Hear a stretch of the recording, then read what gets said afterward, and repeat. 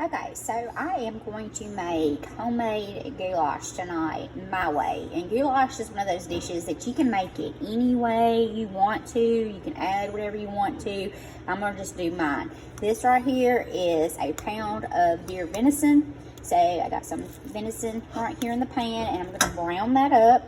And then over here I have some shredded collards, cut 2 tomatoes, and a half of red or purple cabbage.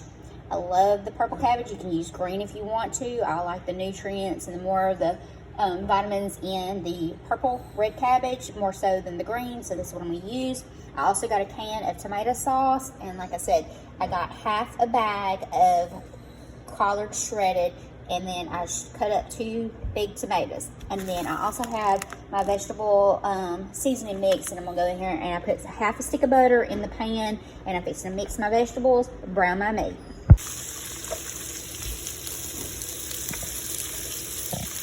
Alright, so I've added my shredded collards and my tomatoes to the cabbage, and I'm gonna also saute all this down together.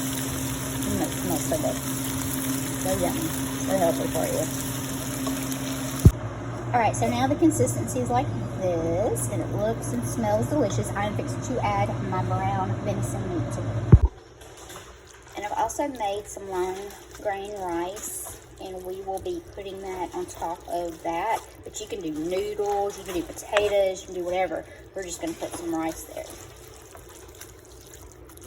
Smells so good. And then I'm going to let this simmer for a little bit too, all together, mix in all those good flavors, and then we'll be ready. Alright, so I got some rice in the bowl, some long grain wild rice, and the goulash is ready. Oh, it's so yummy. And I'm just going to place this on top of this, and that's our dinner for tonight. Ooh, yum. Recipe at the end, and also I made pineapple cake. Yum.